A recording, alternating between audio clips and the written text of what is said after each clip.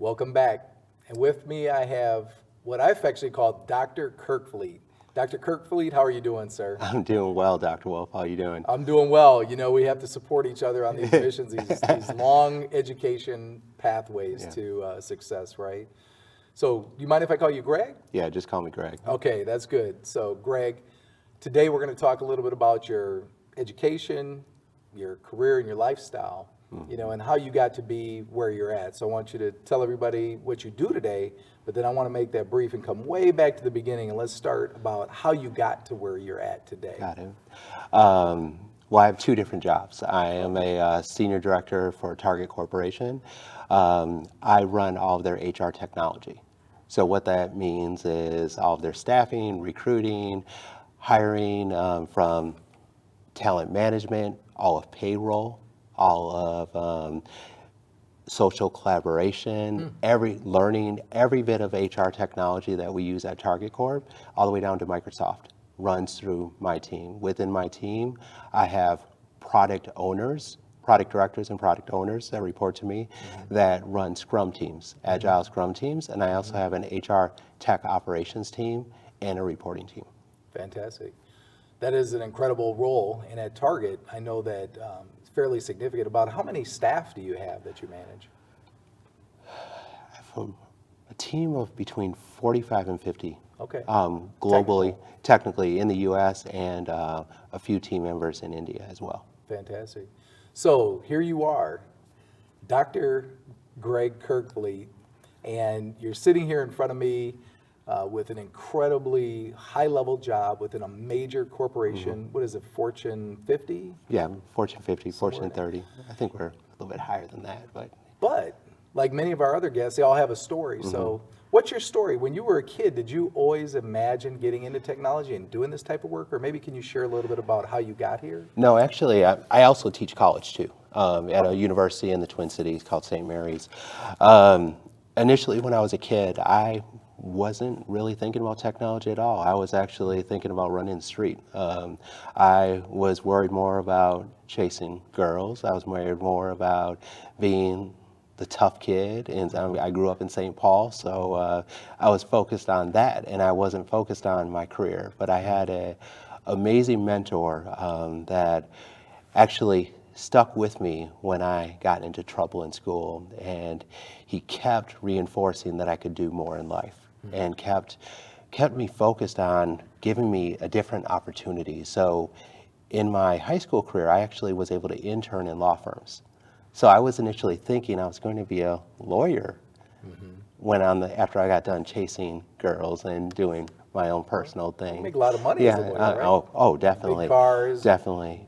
But through that experience, I ended up having a child really young in life, and then just really got focused. Got focused on a career, and I had a mentor that took me under their wing and introduced me to technology. And as I was working my way, trying to support my family at a very young age, I ended up doing some desktop help desk support. We got an opportunity to do some side networking, and then got an opportunity to code in COBOL and Java through Y2K, which was it was a crazy time, but I was doing desktop networking, COBOL, all of that. You could wear multiple different hats back then, and I was able to learn a ton.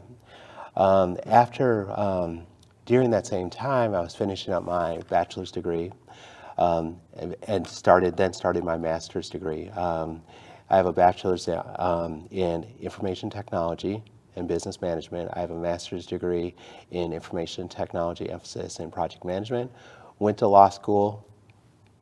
Little bit of a black eye on my academic career. Didn't finish law school, but then was able to get a doctorate degree in organizational leadership. And throughout that entire time period, I was working full time in IT, from desktop networking to then being a formal programmer, programming in .NET and Java, then shifted into leading in a PMO organization, and then going to my current organization running HR systems. Fantastic. Yeah, that's an incredible story to realize that even though you weren't focused in on technology or STEM at that point in time, I don't even think STEM was a thing. It was always embedded within our classes, right? When we did go to class. But that you were able to change that based on that change in lifestyle, that change in responsibilities. And that's really an incredible testament to you and the grit and the perseverance that you have to make sure that, you're caring for your family and success. So to the students that are out there, it's never too late, I guess is really the primary message, right? It's never too late to make a correction in that. Once you find something that interests you, but I think one of the impressive things is you had somebody that actually mentored you, and you had an opportunity for them to keep staying on you, where a lot of students don't have those. And I know that we have talked in part of your many philanthropic outlets that you do. I know that you actually help mentor others, and you actually have wrestling background as well, and you spend a lot of time coaching and helping other students get ahead. So, much applause to you on that. So we've talked a little bit about how you got to where you're at, what you've done in your career, but tell us a little bit about like all this responsibility that you have at that large organization. What do you do for fun? I mean, besides, where do you spend all your money, Greg? That's what we want to know. You got the doctorate, you've got the big job, and doing really well for yourself, and congratulations to you. Before I talk about what I do for fun, real quick, one thing I would say is about the opportunity. So as your audience is thinking about what do I want to do next, how do you take advantage of the opportunity? I would have never thought that I would be sitting in HR today and running an HR function where I've had opportunities to be an HR business partner or a generalist. And I started my career in IT. So always take advantage of the opportunities in front of you, and don't be intimidated by, I don't know how to do that. Because if you have the right mentor, if you have the right connections, you can always learn how to do anything, but believe in yourself first. And once you believe in yourself, you'll be able to accomplish the world. That's an incredible message. So from doing for fun, besides chasing my adult children around and trying to stay ahead of them, I'm a learner. I'm a lifelong learner. So even though my job isn't coding today, I still code on the side. Even though my job isn't looking at networks or looking at different IT strategies, I still do that because I like to learn. I like to read. Besides that, I also work out. I run at least 3 miles, 3 miles a day. Sometimes I go up to 8 miles of cardio a day, and I lift. So I enjoy lifting weights. I enjoy doing cardio because I'm trying to be completely healthy. And I'm also looking at my life as this is my new 20s.